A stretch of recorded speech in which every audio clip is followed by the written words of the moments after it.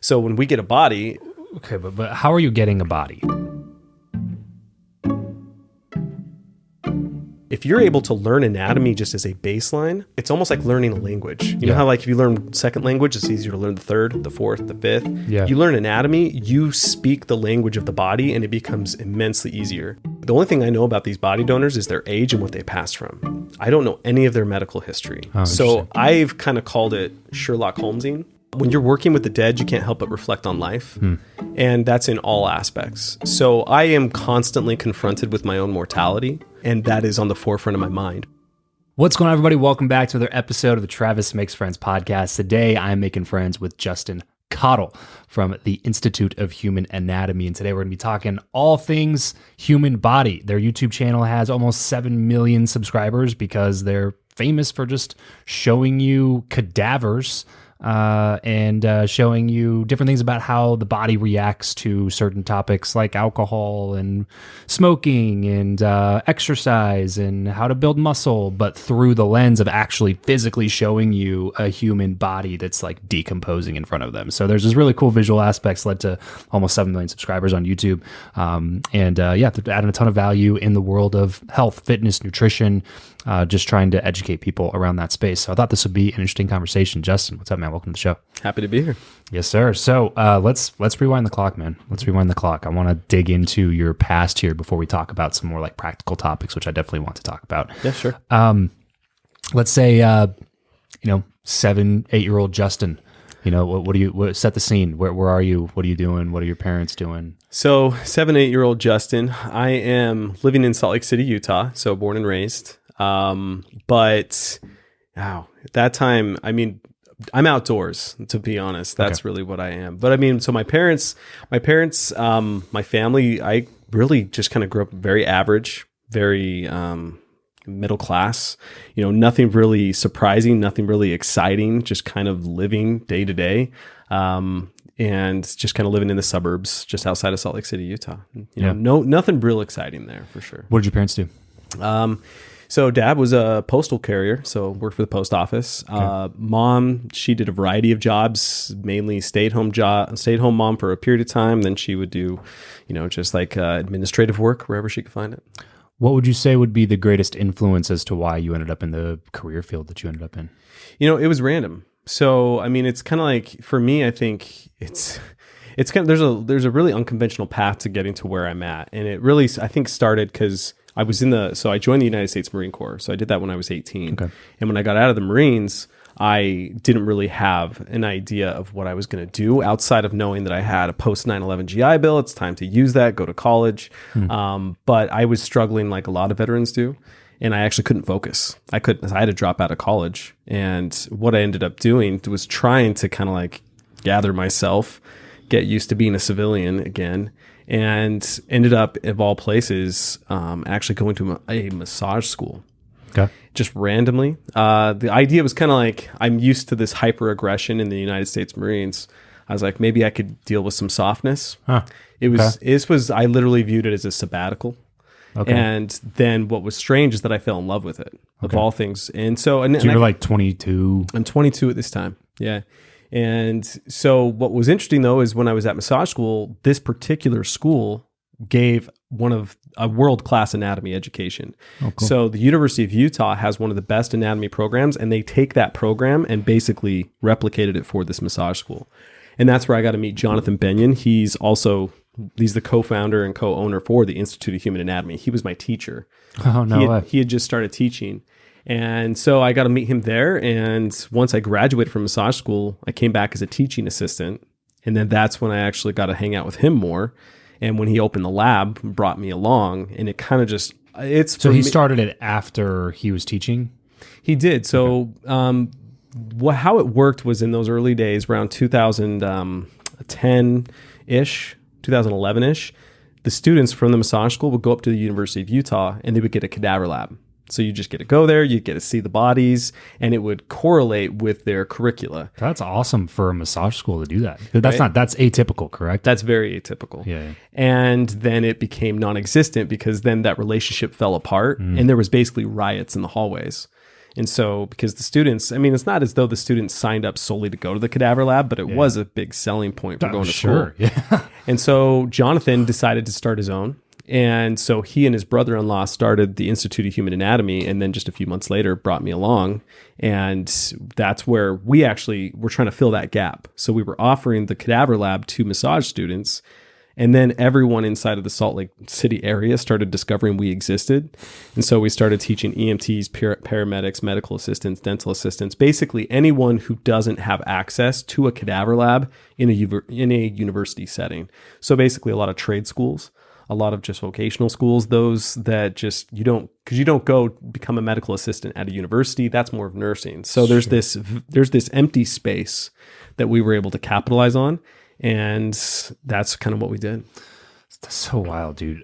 So, okay, when you first started doing this, did you have any idea like how it was going to shape into what it's become today? Not at all. Yeah. Not at all. So it was this cool thing to do on the side. Okay. At the time, because I was doing massage therapy, again, like I had full intention of going back to school. But what happened I didn't know quite yet what. Anything else? I'm still on this sabbatical mindset. Sure. Yeah. I'm just doing this for fun for a little while. And then decompress. But then I'm starting working in Park City. So if you're familiar with Park City, it's a destination resort or resort town. And I'm getting to work with like professional athletes. Like I'm working with bobsledders because you have the Winter Olympic training facility. There's only 2 in the United States. Yeah. One's in Lake Placid and the other's in Park City. So I'm working with professional athletes. I'm making, over $100 an hour. I'm just like, I'm going to hold off on school. That's my focus. And then I'm teaching at the Institute of Human Anatomy very part-time. It wasn't until what happened is how things evolved. When I say part-time, I was teaching the lab maybe once a month, once every 2 months. Oh, wow. Okay. And so what were you teaching? So what would happen is you basically have groups come in. And so if you wanted to come in, I would just ask you, I would wait until you got into the lab. Like, what do you want to learn today? And when we get there, then we have all these what are called pro sections. So Jonathan and we would do most of those dissections ourselves. Okay. So when we get a body, it's a normal body. Okay, but how are you getting a body? Like, how does this whole process? Like, you're not just sourcing product, right? Like, you're getting human bodies that have been recently deceased. So what's the process there? It's a great question because the average person cannot go get a body. Right? That's what I'm saying. Yeah, you're not going down to Home Depot and getting one. Yeah, they're not listed on Alibaba. No. You can't just get them shipped in quantity to your warehouse. So what you have to do is know the right people, as with everything. And so for us, we got approval through the University of Utah, but then it just spread to actually working with a bunch of different body donation programs throughout the United States. So this is a whole world that I don't think a lot of people are aware exists. They're around body donation, because you have to understand universities need bodies for med students. Then you have private institutions that do research and medical research. So I've personally hosted plenty of medical device testing labs where you have surgeons that'll come in and perform surgeries on body donors as opposed to actually doing that on a living patient. So experimental surgeries, new techniques, that's where they hone their craft. So there is a whole industry around this. You need bodies. Yeah. So every region has multiple body donation programs. Some of them are certified, some of them are uncertified. The uncertified are the sketchier ones. And that's kind of a realm I don't honestly know much about because I actively avoid that at all costs. That's probably a good decision. And so what we do, you probably end up being one of the cadavers. It's not great. And so then what we do is we talk with these body donation programs, and what you do is you do have to pay some money, but you're paying the money to keep their company afloat. Right? And are these all privatized company? Like, are these all private companies? Some of them are. Some of them work through universities, right? So like the University of Utah is one that, they're going to work at the university level. So they have like donations coming in to obviously fund the campus. Yeah. But some of them are completely privatized. So it just kind of depends. So it really depends on who we want to work with. You just got to know the right body dealer, basically. You do. And of course, but they know who we are too, right? Because it's like, in order the approval process for this, you have to know the right people. And because, like I said, they're not just going to give it to you just because because you're like, hey, I have the skill set or the desire. So you have to know the right people. And that's what Jonathan did. So Jonathan and his brother-in-law who started it, that was the first like year or 2 years was figuring out, going through all the red tape of like, how do we start our own private human cadaver lab? And once you got that going, then I became the lab director. And so it was my job to kind of like handle everything once they get to the lab. So when you get a body though, it's literally you just like, you ask them, you tell them what you need, but you really only have a couple options, male or female. And so body donors are pretty much all 55 or older, because if you're 55 or younger or 54 and younger, your organs might be viable for donation to save a life. So what that means is you got to be older. So you really are kind of limited. You can't be like, you can't even really pick race, ethnicity. You really can't pick much. It's whatever is available, because whoever died, they had to get preserved or not preserved. You get the body, you just say, I want a male or a female, and then you take them back to the lab, and that's where you perform the dissections. Yeah, what's like the time lapse between they're gone and now they're at your lab? Depends. So it can be, I think the soonest we had was a couple days between, death and then being in our lab. But there's also, because this is what's really cool, getting to work with embalmers. Embalmers are like morticians, but a little bit different, because morticians will do some embalming, but like when you're talking about embalmers working at this level, they work with chemicals that are well beyond anything you'd find in a mortuary, because they're looking to preserve for over a decade or more, right? Like we can keep these bodies for 10 years.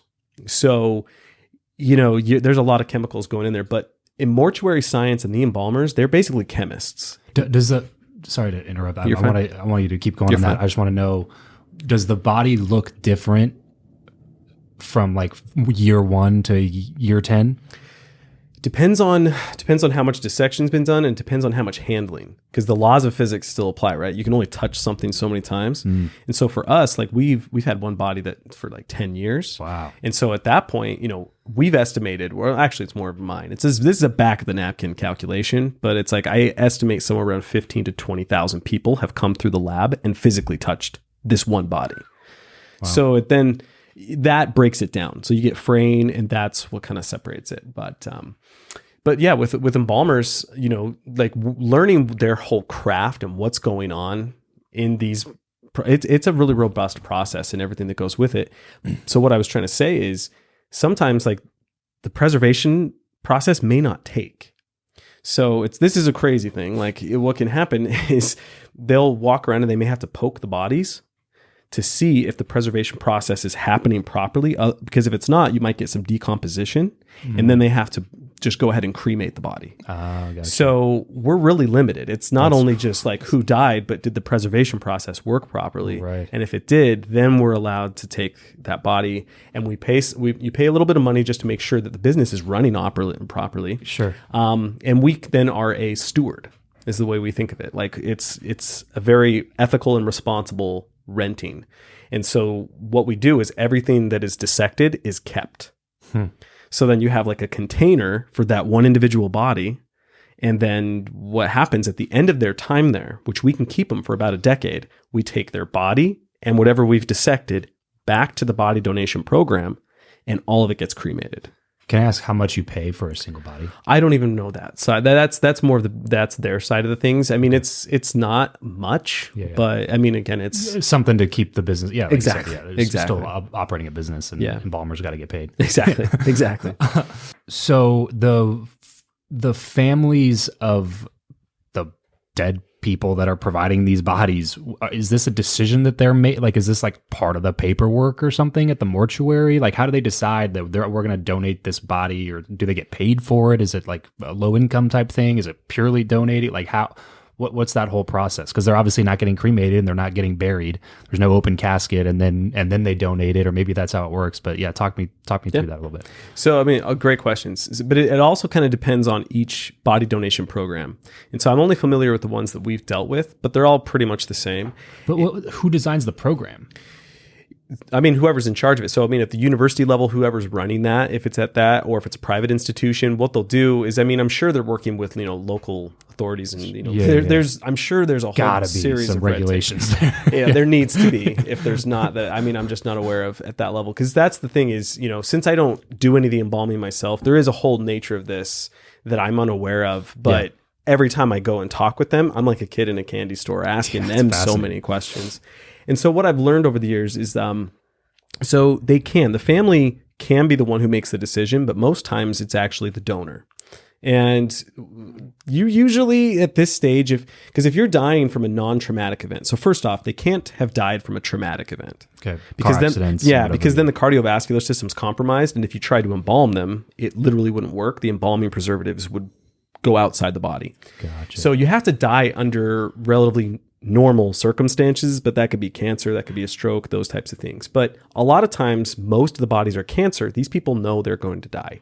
Mm-hmm. You have to understand in the United States, funeral costs are, I think last time I looked into it, it's averaged between $12,000 and $14,000. Oh, it's wild. It's insane. It's egregious, honestly. It is. It is. And a lot of that's casket. And there's so much, like, that's a whole other can of worms. But with this, so they want to save on funeral costs. So most of these body donors will just make this decision to donate their body to the med school. That's how most people view it. And so then what they'll do is you sign a form of bequeathal. It's my favorite word, bequeathal, to say.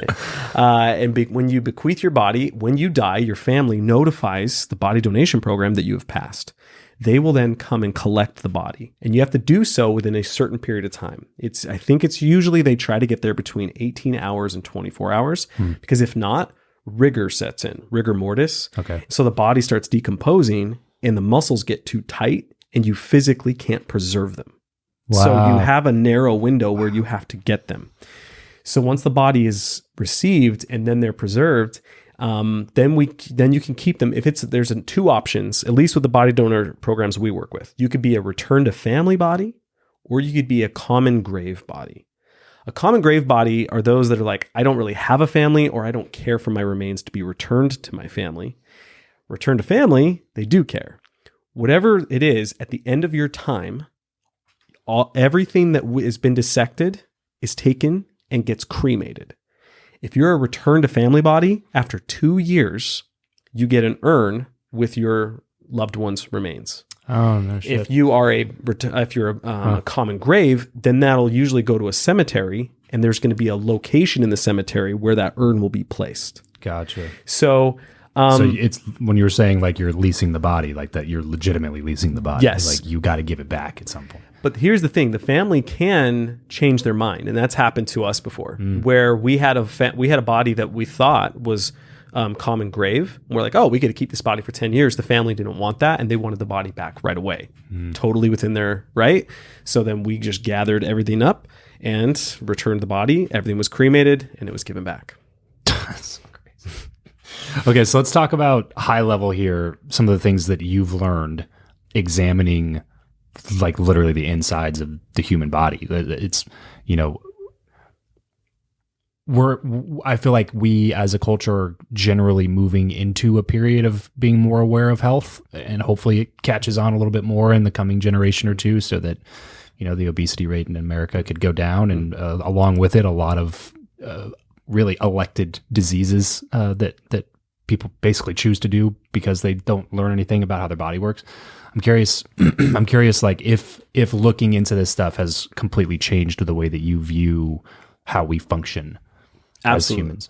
Absolutely. So there's two kind of levels to it. So for me, I've been teaching just anatomy as a science in the classroom without body donors for like 11, 12 years now. Okay. And I think the way I just broadly talk about anatomy, I call it the baseline science. It's a gateway science, because there's a reason why it's taught in every healthcare field in the first semester, no matter what, right? No matter how you're going to treat the body, you got to know how it's built if you're going to fix it, or at least attempt to. Yeah.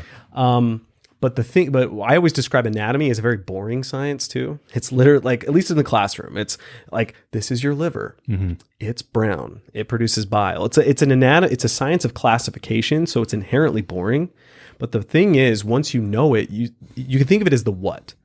Physiology is the how. Then you're like, okay, but how does the liver make bile? How does the liver do these things? Reason why I call it a baseline or gateway science is because the more you know about anatomy, you can't help but get curious. You're like, okay, well then how do I fuel the liver, which creates nutrition? Okay, how do when you learn about your muscles, like base and intro and level anatomy is like, oh, this is biceps brachii, this is brachialis, all that fun stuff.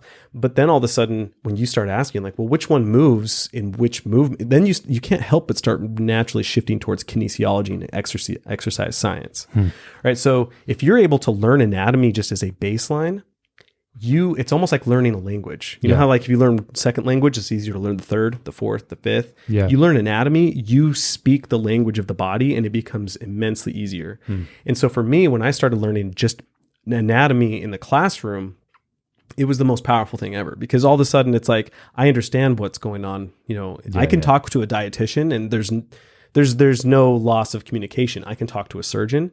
In fact, I've taught many surgeons when I would host those medical device labs, because surgeons, you have to understand, they're so specialized. Yeah. They basically just brain dump their anatomy. That's first semester med school. And then they only focus on what they need to know. So if they're ortho, it's like, they know the anatomy of the back or the knee better than I do. Yeah. But I know the anatomy of the entire body better than them. So it's like, you'll talk with them. And so it's cool because anatomy is a powerful science because you can talk with anyone in the healthcare profession. It doesn't matter where they are. But working with body donors is different.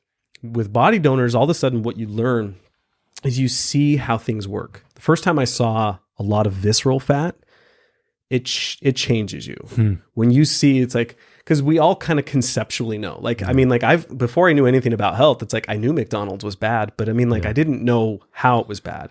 And then even when people tell you, that's still kind of abstract. Sure. Yeah. But when you start seeing what real body fat looks like, when you see a fatty liver, and a lot of people will think that they're not fat because they have a metabolism that burns fat out here. But then and for those listening that don't know visceral fats, and correct me if I'm wrong, it's the fat surrounding your organs. It's correct. It's fat on the inside essentially, and it's the most dangerous kind of fat. Absolutely. Right. Like, I mean, I'm not saying this isn't 100% accurate, but I mean, like, if you could gain weight only in the subcutaneous fat, I mean, things wouldn't be as bad for you. Sure. But the real problem is the visceral fat. So seeing cancer, I mean, there was one donor I got to dissect her breast. She had breast cancer and it looked like someone had just dropped Skittles. Right. So you're sitting like inside of the breast. And so you're able to see these things when you're able, there's knowledge that can be conveyed in the classroom. Yeah. But there's something that just needs to be seen to understood. And the beautiful part for me and my students is when they see it, I don't even have to say anything. It's just, I show it and I'm like, that's cancer. And you just see it washing over them. Everyone now understands why that's bad in a way that they never could have unless they had seen it. Yeah, which is why they, in Europe, put the pictures of black lungs on the outside of cigarette boxes and stuff like that, hoping it deters people, which it obviously doesn't still. But I've dissected out lung cancer from what I assume was a smoker, but they actually don't tell us that information, which is actually kind of interesting. Back to real quick, the only thing I know about these body donors is their age and what they passed from. I don't know any of their medical history. So I've kind of called it Sherlock Holmesing. Yeah. Where it's like I see something and I just then start kind of like deducing what could have possibly happened. You can make some reasonable assumptions based on what you're seeing. Where was I going? Lung cancer. Lung cancer. Yeah. So with lung cancer, when I dissected lung cancer, so lungs are squishy. Like if I were to, I assume, grab your lungs, right? It would be nice and squishy, be like a sponge. There'd be a lot of pliability. I could move them. This was black and hard like a rock. Wow. And it had white spots that were all throughout it. But I mean, what was strange to me is I remember this was the first time I really asked myself, like, I couldn't understand. I understood how they died from this. I didn't understand how they were living 5 minutes before they died. Wow. You know what I mean? Like, at what point did this become hard enough to actually like there's this to stop thing, functioning? It just doesn't compute. Yeah. And you can see this with all sorts of health, right? All sorts of things. And so when people die of different things, when I get to see those, you just start to understand what living does as a toll on the body.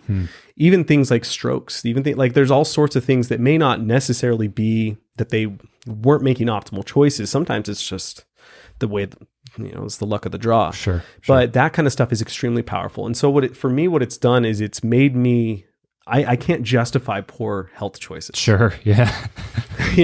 Like while I may have known McDonald's was bad, it's like when I never knew how, now I know. Right. There's just, and that's when you're carving out visceral fat from organs. You just know. Yeah. And or so holding a black lung.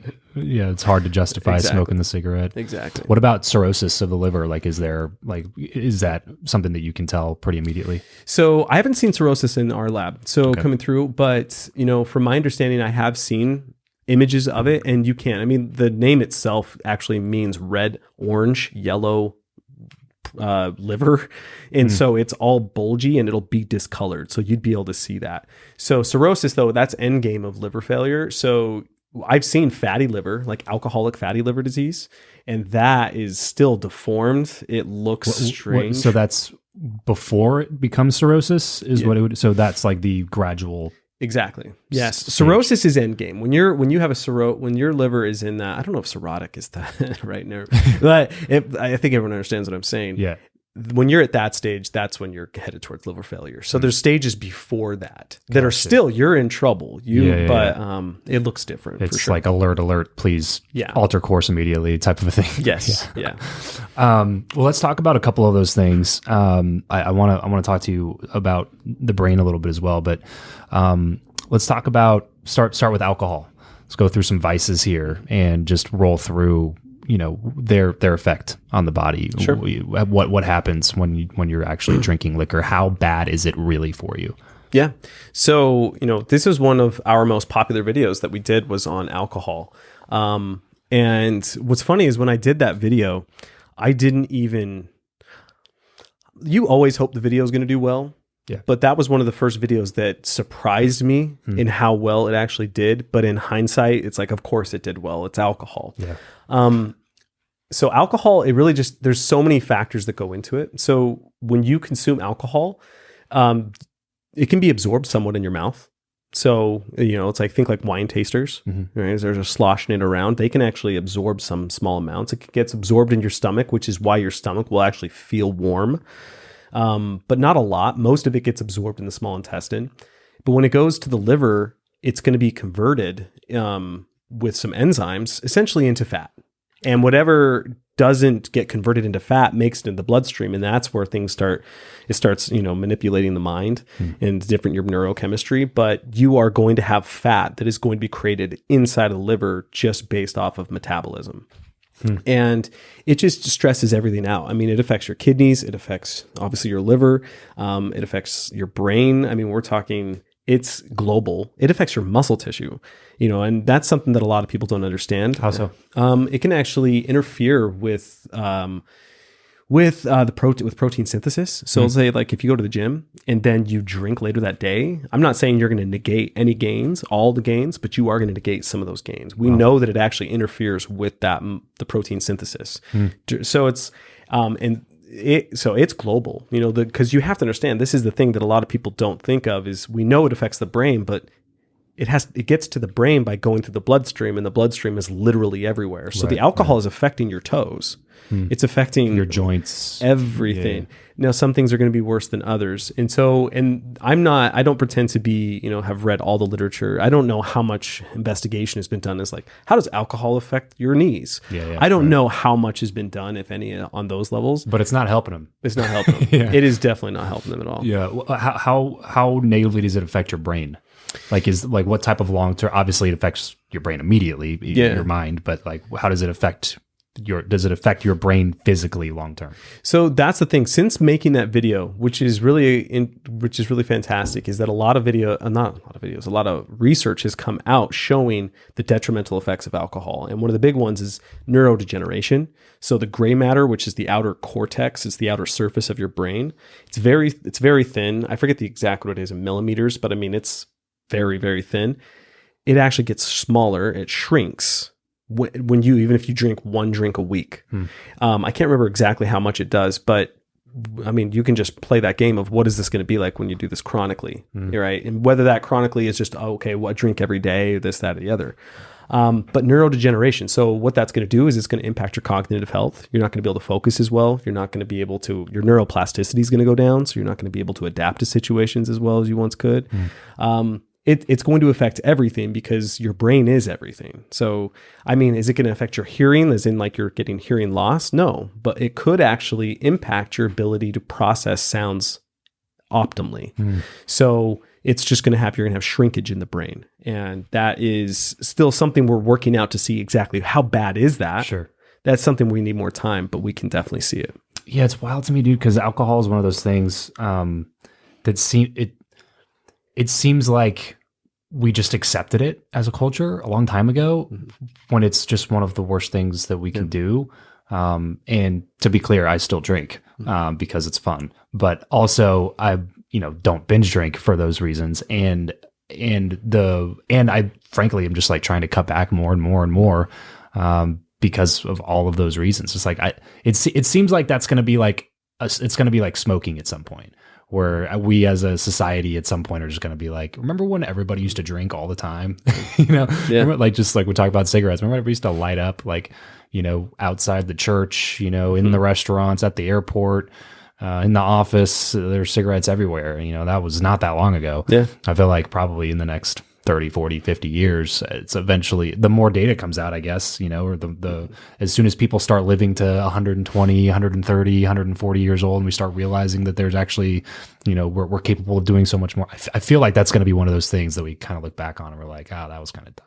I completely agree with you. I mean, I quit drinking, but it's funny. It's like, it's not because I felt like I had a problem or anything.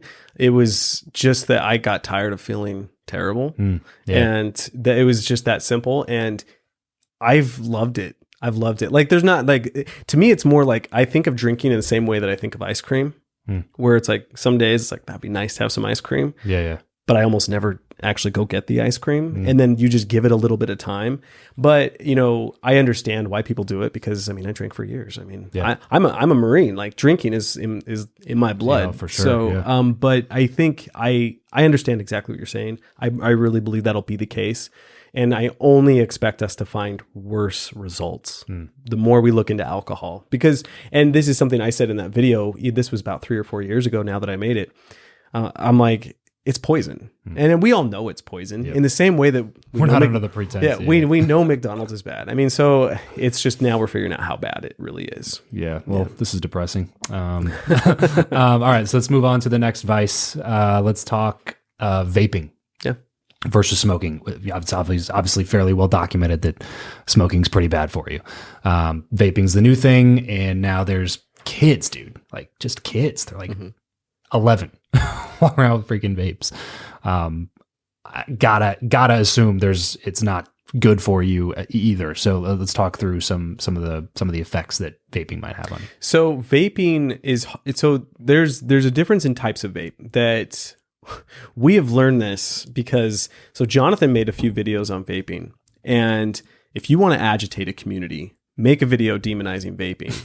They are very passionate because there is nicotine type vaping, and then there's cannabis, and then you have regulated versus unregulated. And to me, I think we're just splitting hairs here. And at the end of the day, they're all going to be bad. Yes, it's on a spectrum, right? I think there's no disagreement. Like the unregulated THC cartridge you got from the trunk of a car, in a Denny's parking lot. Yes, okay. That is going to be the worst cartridge, okay? But at the end of the day, your lungs evolved to inhale oxygen, nitrogen. That's pretty much it, and exhale carbon dioxide. There are vapors that are going in there, obviously that's in its name, that we just don't have long-term studies. So what we do know is with THC-based cartridges, something called EVALI. I forget off the top of my head what EVALI stands for, but EVALI is destroying lungs. We've seen data around popcorn lung.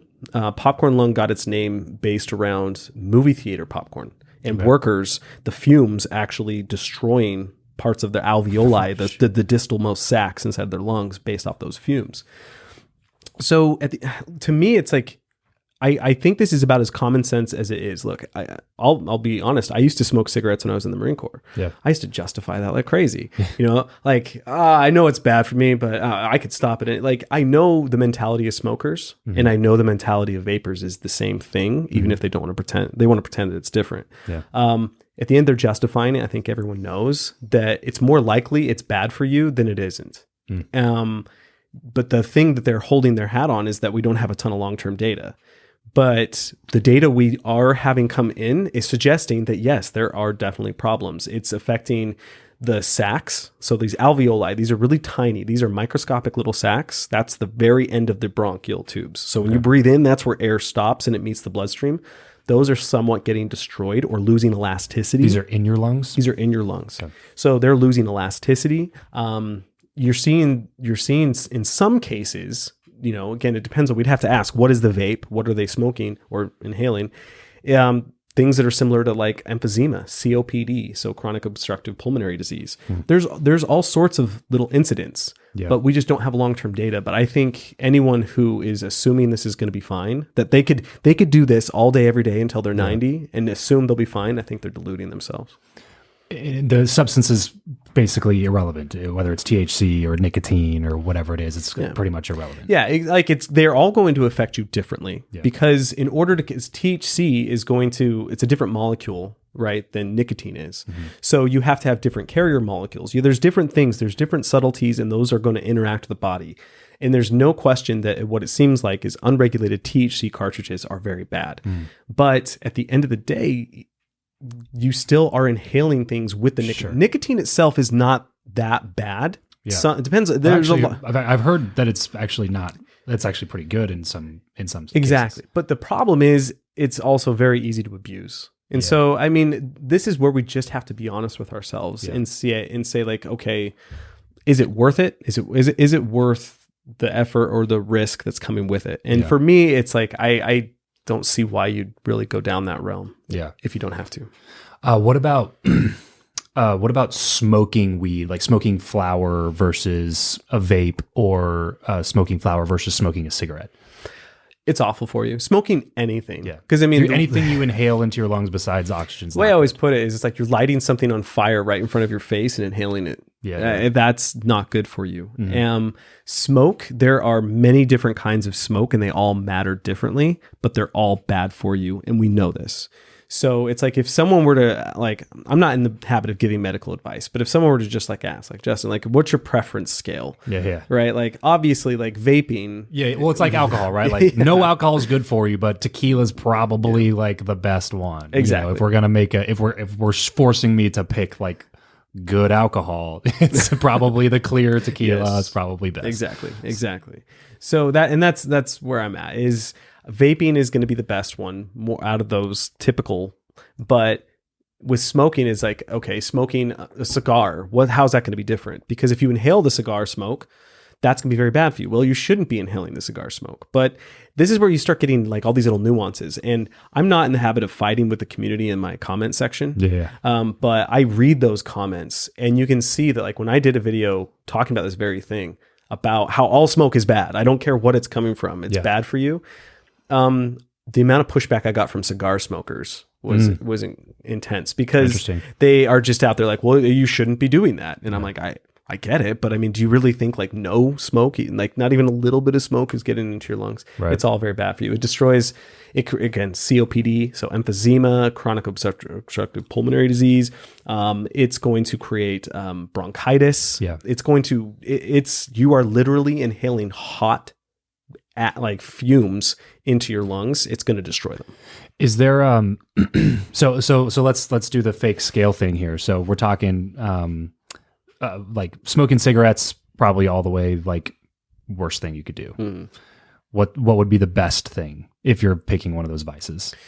Picking one of those vices, like cigar smoke, assuming you're not inhaling cigar smoke, you're doing it properly, you're smoking it in the mouth, or like smoking, a joint, or smoking a vape, or like where do you put all these things on this kind of? I would probably put it at bad to worst spectrum.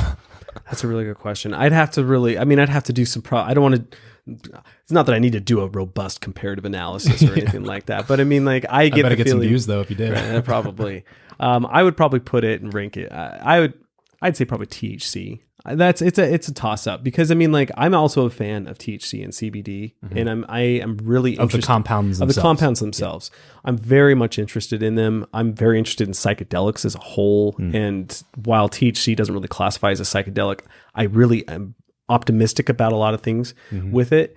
So that might be affecting my bias with it. Okay, but at the same time, I would definitely put it in vaping. So whether it's nicotine or vaping, those are probably going to be the best. Vaping would be better than smoking. 100%. Okay. 100%. But I mean, there could be a study that comes out next week, and and I'm just like, oh yeah, obliterates that. Yeah, that makes sense. Right.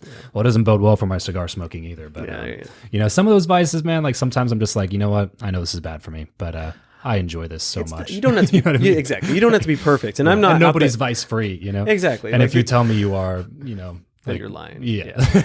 There's something you're hiding. Yeah, this is never, for me, it's never been about passing judgment. It's merely just kind of just educating. That's all it is. Like, like, I am all about personal agency. Make your own choices. Well, also, the frustrating part, I'm sure, from your end is just like seeing the like desperate justification from people who want to feel good about it. Yeah. Instead of just admitting that it's just, all right, it's not good for me, but I'm gonna smoke a cigar. Exactly. And that's the thing. Honestly, probably the best the best comments I've seen come from cigarette smokers, because they all understand it's bad. There's no talking your way out of that one. Yeah, they're just like, look, we do it because, you know, we want to be rebels. And I'm like, okay, you know who you are. That's all good for you. It's all good. Oh man. Is there like a frequency, like, so asking from me being a cigar smoker, if you're smoking 3 cigars a day, that's got to be a difference between smoking 1 cigar a month, right? I mean, do you know any of the data on that? I don't know it off the top. I did at one point because I did at one point, but I don't remember at this point. Just understand, like, put it this way: you have a turnover rate for cells called epithelial cells inside of your mouth, inside of your throat. And it can take a few days to a couple weeks, depending on the type of cell and the exact location. Just think, like, even if you're inhaling and puffing on that cigar, you're destroying the epithelium that are on your teeth, on the roof of your mouth, on your tongue. Those are just getting bombarded, right? So that's going to take a little bit of time for them to fully regenerate and get to where that'll take a couple days. But it also just depends on the type of cigar, right? I mean, is this a full-blown Cuban, you know, like that you imported when you shouldn't have, you know, there is nuances to this. Because it also matters like what kind of chemicals are wrapped in the tobacco leaves and like the additive. That's what kind of, from my understanding, makes cigarettes worse than basically anything else, right? Is like just the additives and the chemicals and the other shit they put in there that's not tobacco. Absolutely. Absolutely. Well, again, we're ruining most of my life here, but let's keep going down this rabbit hole because it's fun. I want to talk nootropics, mainly because Magic Mind is sending me these boxes, and I've really enjoyed them. Have you taken these before? I haven't. No. You want to try one? Let's do it. Yeah. It was cold. Yeah, but I like them refrigerated. They're actually, so they sent me a formula the first time, and I was not a big fan, and so we didn't end up doing anything. And then they sent me another box and changed the formula up a little bit. And I was like, oh, that's actually a really tasty shot. So the reason I take these is for like focus mode, you know. So I take them a lot before podcast interviews because I enjoy. Like I feel a difference. Like if we take these right now in like 20 minutes, you know, I feel a shift in my cognitive performance, I think. Yeah. So I take them because I think it makes me a little bit sharper. And then there's nootropics. It's a matcha shot, but there's adaptogens, a bunch of vitamins in there for immunity, and then I think stuff like cordyceps and different things like that they put in this. But yeah, 21 calories. That's not bad. Yeah. I think there's actually like 40 milligrams of caffeine as well, if you're cool with caffeine. No, I am. Okay, yeah, I cool. like it. I'm good. All right, let's try it. So let's talk nootropics. Have you seen any research on these or data on these, or like, you know, to the extent of them actually working to improve cognitive performance? You know, I know there definitely are. Like, I've looked. It's been a couple years since I did any real good deep research, and And most of that research was around some of the big players that a lot of people are familiar with. Like we're talking theanine, magnesium threonate, apigenin. These ones, I'm really liking ones that are helping me with sleep and anything along those lines. When it comes to like actually like boosting cognitive performance, I'm not that educated on that as much as I want to. Like for me, it's like I'm much more educated on the science of what you see in different states. Like what is an alpha state? What is a theta state? Those types of things. Okay. I remember from what I was looking at before years ago, it didn't impress me all that much, but that's not to say that it wasn't valuable. Sure. But I mean, like, I guess like in my head, a lot of the thoughts that I had with nootropics is, I'm like, I'm going to take this and this is going to just blow my mind. You know, I want this reishi mushroom or this lion's mane. I mean, like I've experimented with those them. are in here as well. I love lion's mane. So when it comes to fungus, I'm actually a very big fan. Okay. So like, you know, your reishi mushrooms, your lion's mane mushrooms. I can't remember for the life of me off the top of my head why they're so great. I know I think lion's mane has to do with myelination. So like you have neurons, which are the cells that send signals. They are wrapped in fat. And the more fat they're wrapped in, the faster and more efficient they are. And I believe lion's mane helps thicken that fat. So I mean, it can help with performance, cognitive performance and things of that nature. So it's like, there are definitely some that are well understood, but I'm not as educated on them as I wish I was. Yeah, I like these ones, man. I like these are probably my favorite ones I've ever tried. So I'm happy for that they keep sending me boxes, and I'm happy to send some people over to them. And let's do it. So yeah, cheers. Oh, that's good. Actually, that tastes good. It's not bad, right? That's good. Yeah. For a second, I was thinking with the green, I was like, this is probably gonna wheatgrass or something. No, there was that's really good. Actually. Another company sent me some stuff one time, and I tried it, and I was just like, I can't endorse this, guys. Like, I'm sorry. Like, I'm sure it's really good for me, but there's no way I'm going to drink this every day. No, I know how that goes. I mean, like, there's been so many sponsors that even like I get excited for ahead of time, and then I try it. And there was one, I wouldn't say the name of the company, but I don't remember the name of the company. It was some kind of honey. And I love honey. I take honey all the time. I give it to my kids when we're sick. It made me ill. Oh, really? It made me ill. But like, I'm giving it to my whole family. All these other people I'm giving it to, and they love it. Really? And I'm just sitting there like, well, I can't endorse it though, because like maybe there's something with my genetics. But it's the whole Vitamita Vegemin I Love Lucy skit. You know what I mean? You're trying to say that it looks good or that it tastes good while you're like throwing up in your mouth. Exactly. Like, I can't do this, guys. Exactly. I'm sorry. Exactly. So thanks to Magic Mind for sending me a bunch of this stuff. If you want to go try Magic Mind for yourself, you can go to magicmind.com/Jan, as in January, Jan, Jan Travis, and then use code Travis20.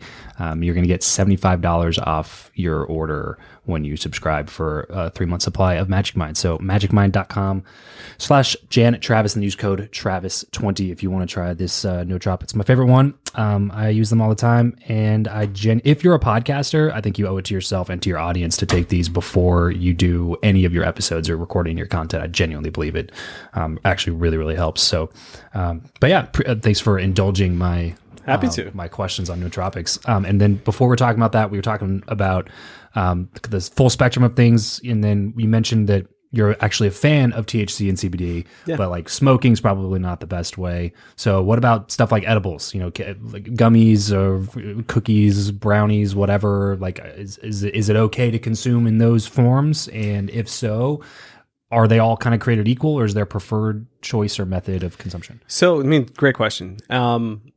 Easy to answer. Are they all? I mean, at the end of the day, it's still butter. It's still a cookie. Sure. You have to ask like, what else are you eating? How's that going to affect your blood sugar, and all sorts of those types of questions are still going to be baked into it. So in that sense, it's like, I think a gummy would probably be better than eating, say, like a miniature pizza or something along those lines. But it's, a lot of it also just comes down to how effective was the mixture or the mixing between the THC and the carrier molecules. So it's like butter is a really good one just because, it's able to bind to all the fat and it's just really awesome and really dense. But then if you cook with that butter, you're spreading it out. So then it's like, if you're eating pure Just butter, a spoonful of butter, baby. that's going to be spoonful of THC. That's going to be fun. It's going to be a fun day. But I'm a huge fan of edibles because, again, clip. That's it. We're done. There it is. One vice has slipped through. Exactly. We're allowed to take edibles. There's definitely risk when it comes to THC, and that's the same risk that comes with any kind of psychedelic. And if someone has a history of mental illness, in their family, they have to take these things very seriously. It's not something for me. It's like I am not a fan of recreational drug use in most cases. But I also understand that this is life and this is what people are going to do. Sure. And so for me, it's like if it was between alcohol and THC, then okay, it's always going to be THC. But even then, you still need to do your research if you can. I'm not saying you have to be a scientist and out there and just really figuring this stuff out. But at the end of the day, it's like if you have a history of mental illness in your family, taking very powerful edibles may be a very, very bad idea. Schizophrenic episodes have been known to show, psychoses have been known to show up. It's not obscenely common, but it's common enough that it's something you should be aware of if you have a family history of these types of things. Is that exclusive to THC or does that exist also with other like psychedelics, MDMA? Very common with psychedelics. Very common with psychedelics, which is why it's like, for me, in my mind, it's, again, this isn't medical advice, but this is just saying, if you're going to do these things, you need to do them responsibly. Because if you do them responsibly, there's a lot of power in these things. Sure. And what really interests me about THC and CBD is not just, like, if you go get your, like for me, I'm from Salt Lake City, Utah. We have it. It's not recreationally available, but I can get my medical card, and I do have my medical card, so I'm a card carrying cannabis user. They're really talking about all of the physical benefits. Oh, it's going to do this for your blood pressure and all that, which is great. I'm most interested in cognitive benefits, in things around what they've been able to show around relaxing, anti-nausea, anti-anxiety, helping with PTSD. These types of things are what really fascinate me, and that's why I'm such a big fan of THC and the various different cannabinoids.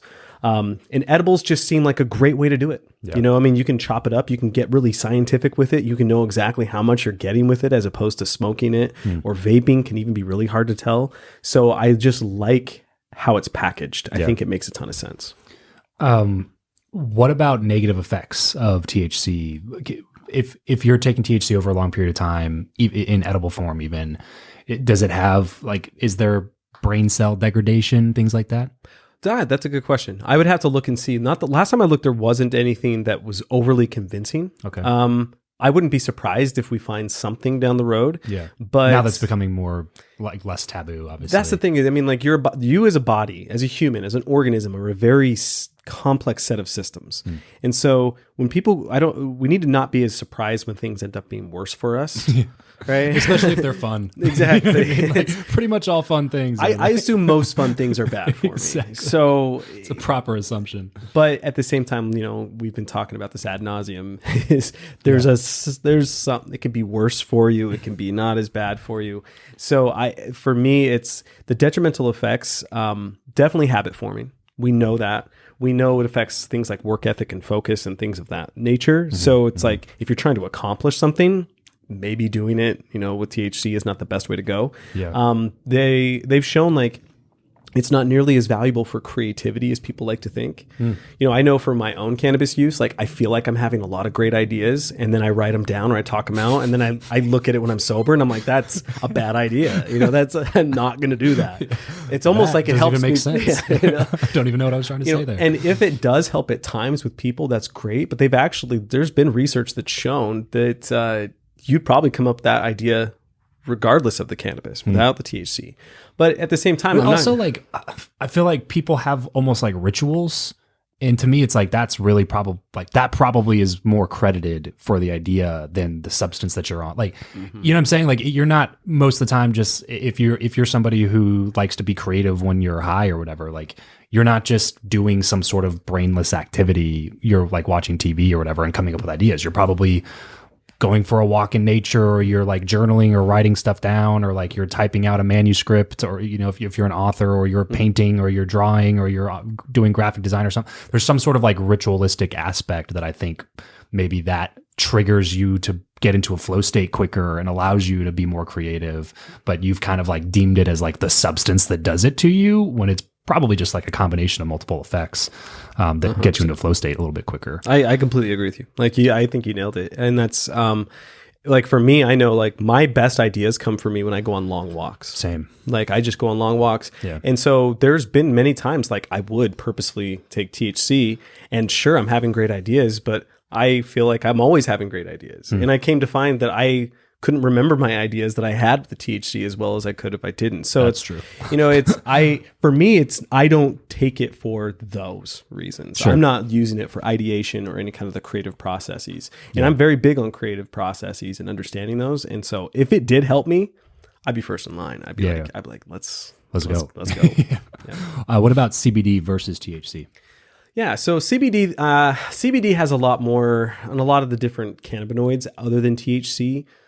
I'm not saying they're snake oil. Okay. I'm just saying they have a snake oil feel to them more so than THC does. I know, like, for me, sitting in that like doctor's office, and you know, like they have this huge chart and they're showing you all these different, like this cannabinoid does this, and all these different things. And I look in the research and I don't see a lot of that, or in any really overly convincing manner. I would not be surprised if there's a lot of placebo attached to it. Yeah, but maybe that's still helpful to people. I'm not saying they aren't helpful. I'm just saying it's not nearly as impressive to me. And the data has not been overly impressive. I know I would get pushback, like, especially in this community. And I'm not trying to talk down on it. I'm just saying what I've seen. Sure. And so I'm not that into the cannabinoids outside of THC. Okay. But if they are good for me, awesome, because I like to consume both of them together. Well, there's not a lot of like negative, like if you're, you know, rubbing CBD balm on your sore shoulder, it's not like it's going to make it worse. Exactly. You know? Like that to me, like when I started seeing CBD balm at 7-Eleven as I'm checking out, I knew something was wrong. I was like, this is we've officially. That's not where science goes. This is to thrive. This is the counter of 7-Eleven with the boner pills. Exactly. And all, right next to it. They're right next to it. So I knew something had gone really wrong. Oh man, that's actually a pretty fair point. Yeah, it's the company you keep, man. Exactly. Okay, let's talk the YouTube side for a second. Let's talk the creator side. Whose idea was it to get on YouTube? So, you know, it's an interesting story. To get on YouTube was all of our idea. To get on TikTok, which happened right beforehand, was more so my idea. Okay. So basically what happened, this will go really fast with this. I was teaching at a school. That school closed down. Okay. Their student population dipped down and they couldn't do it. I found myself needing to pay the bills. I was working very part-time at the Institute of Human Anatomy.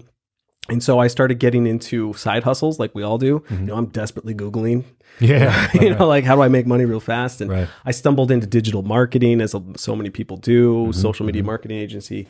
And I started looking into Instagram, and that's when I had this idea of maybe we could make cadaver videos. But this was back in 2019. Instagram had IGTV, which floundered, did terrible for many different reasons. But I had this, I was like, man, I think video would be really good for us, but Instagram wasn't good at it at this time. Instagram was Instagram and YouTube was where we wanted to be, but I knew YouTube was going to be pretty competitive.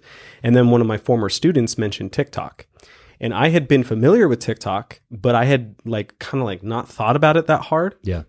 And then as soon as she said it, I was like, that's what I want to do. So what I did is I reached out to TikTok because at this time, TikTok is not the juggernaut it is today at all. There's basically this is early 2019. So there's just kids dancing and prank videos. Yeah. So what I do is I actually send a message. I film a test video in vertical format, 9:16. And I send that to ByteDance, the parent company of TikTok, because I couldn't find a contact inside of TikTok. In 2 hours, TikTok emailed me back. Wow. And this is when they have no educators on the platform. They have nobody. They're like, we want you on this platform. Yeah. And so I got on a phone call with them. So I was immediately talking with a growth strategist there. And they were like, we would love to work with you and get your content on the platform. And so I worked with TikTok for the next couple months, figuring out how to do this. Now, we had wanted to go online as the Institute of Human Anatomy for years, but we just didn't have a lot of time to devote to it. And it was mainly thinking around making digital courses. And we knew we'd have to be part of social media in some way, but like none of us were thinking, oh, we're going to be TikTokers. We're going to be YouTubers. That was not on our radar. It was more like just, we were going to do the normal thing. But when I posted the first TikTok, this was November 4th, 2019, it went viral immediately. So all of a sudden I call the guys and I'm like Jonathan and his brother-in-law, and I'm like, hey guys, we're viral. We got together, and every video within that first week, we got close to like 50 million views just immediately. Each video? Not each video, total, but in total. But there was a week. couple that like eventually they had like 35, 40 million views on TikTok. Wow. And it never stopped. So I know like for every other creator on the planet, it's a grind. It wasn't for us. It was just like all of a sudden we found ourselves here. Do you think that TikTok had a hand in that? Kind of, but not as much as many people probably would guess. Yeah. Because like we talked with them. So what they did, they actually did limit me. Okay. Well, I shouldn't say me. They limited us, because what happened was the videos were doing too well. And so all of a sudden the TikTok app updated, and then our videos weren't doing as well. And the creator growth strategists were like, well, it did seem like they were getting to some viewers that didn't want to see it. TikTok had to like shift the algorithm because of you guys, because of us and how we were sending these videos. But that's why I contacted them, right? Because we didn't want to send these cadaver videos to kids. That was the thing that I was constantly in my head. I was like, I don't want dance video, human heart, dance video. Like I was like, that's not going to be great for kids. Right. But at the same time, our lab is located in a high school technical institute. So kids from all around the district come in, they do physics labs, robotics labs, they have a cadaver lab. So I know that it's going to be okay. I just wanted to do it appropriately. And so that's why we contacted TikTok and did it through that. But they ended up shifting it down, or at least throttling it a bit. But they never boosted it, to my understanding. They never did anything like that. It was pure organic reach. But you have to understand, no one was doing anything competition. Like this. There's zero competition at this time. And so then as soon as that hit, that's when we're like, okay, let's move to Instagram. Let's move to YouTube. And we just started that process. So YouTube was something we just naturally shifted into because we felt like we needed to. But I mean, YouTube and TikTok and Instagram, those are completely different realms. And we had to learn it all. And YouTube now is like close to 7 million subscribers. 6.9 today. 6.9 I think it's like 6.94, something like that. So it's about to be 7 million. We'll cross 7 million in the next few days, probably.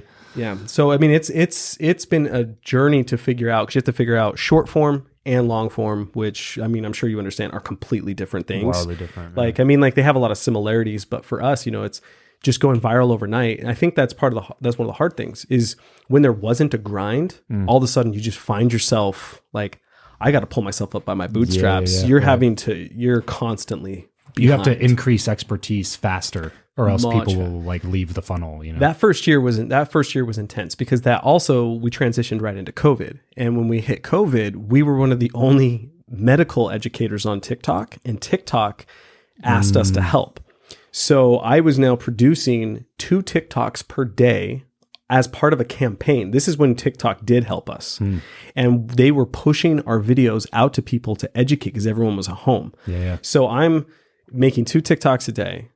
I'm also the editor for all mine and Jonathan's videos for YouTube. I've never edited before, so I'm having to learn how to edit. So I made 600 TikToks, short forms, in just a couple months for TikTok, while also learning how to do Premiere Pro, how to do Audition, how to do all this kind of equipment, how to film, also while researching my own videos, the deep science of it. I'm working 12 hours a day for that first year. It was just absolute madness to learn how to be a creator, because again, there was no grind. It was just like, I have to know this now. I needed to know this yesterday. Right. So it was pretty rough. Well, now I have to assume this has got to be a major line item on your P&L now. Your YouTube revenue. Your videos get crazy views. It's true, but I also will say, who would have ever thought that human body donors are not the most attractive for things for advertisers.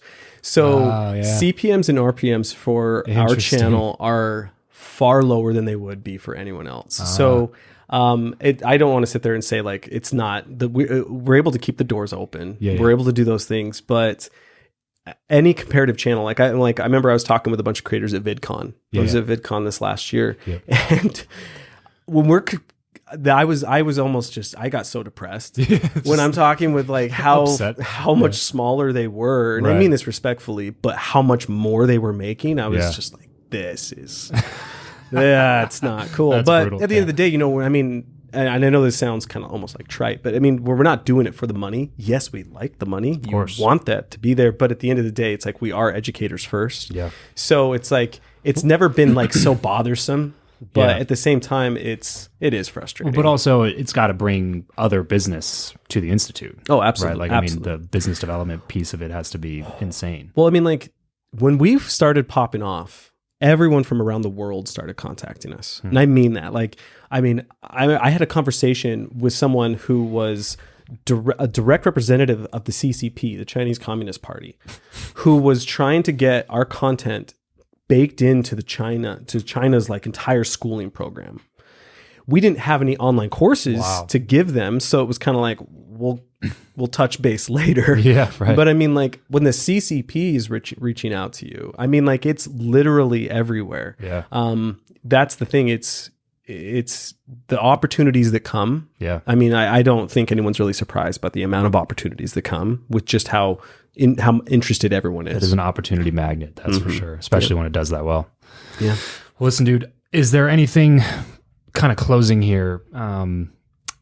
Any like biggest takeaways that you've had on human existence, human life, like when you get that zoomed in, has it helped you kind of zoom out, get a broader perspective on life, on happiness, on fulfillment, on any of those things? Sometimes I find like the more you get into like the weeds on stuff like that, is it gives you a fresh perspective on how we, like why we're here and how we're here and stuff. Yeah, 100%.